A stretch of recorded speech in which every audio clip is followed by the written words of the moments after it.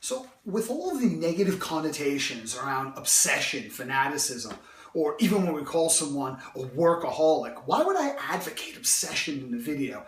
And I'm not advocating obsession, and if I was, I'd probably say it more than twice.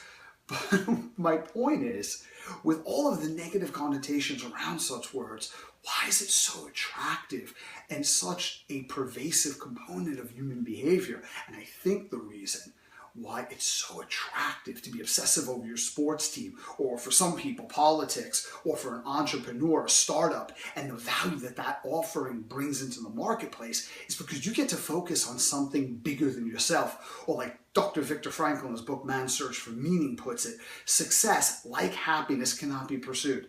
It must ensue as an unintended side effect of one's personal dedication to a cause greater than oneself, because when you are completely absorbed in something so much bigger than you, you don't have any room to focus on the trivial little things that cause you anxiety, frustration, and misery, like who posts something that was really annoying on Facebook. Well, the people who obsess over politics, I think that affects them more than anybody.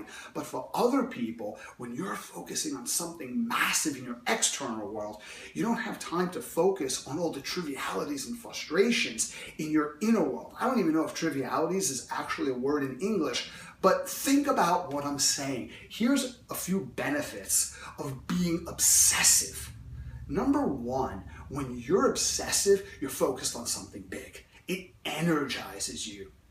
It gets you into motion, and motion creates emotion.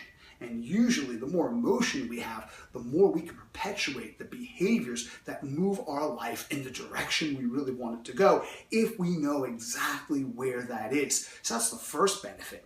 The second benefit is you get to focus not only on something bigger than you, but on other people who are impacted by that thing or who are part of that thing. So think about an emotion that you've had that's really made you, I guess, caused you a lot of pain and suffering.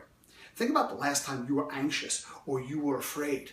So rather than thinking, I am afraid and I am anxious, what if you thought to yourself, someone is afraid, someone is anxious, and either through your personal training business, through your group backs, through your coaching, you took steps to alleviate or even eliminate other people's anxieties, other people's fears. Well, you would engage in altruism, and altruism feels good. And one of the things that our brain focuses on is reward. So you would constantly be motivated through intrinsic reward to keep doing that. And when you're doing that, you're bringing value into your life, into your relationships, and into the marketplace. Because we're only paid for the value we bring to other people. And solving problems is one of the biggest ways that we can create discernible, continual value.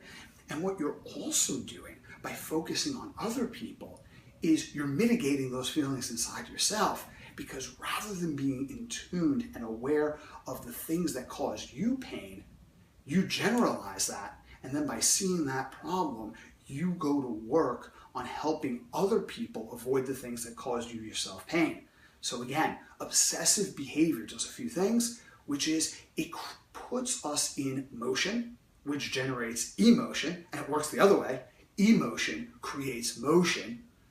In any case, behaviors are responsible for outcomes or highly influential over them. Number two, it focuses you on other people's problems or on something bigger than you are, and it reinforces the pattern where you go about doing things that make other people's lives better, generating value, and eliminating your own focus on the things that cause you in pain and frustration in the process. So just go out and be obsessive.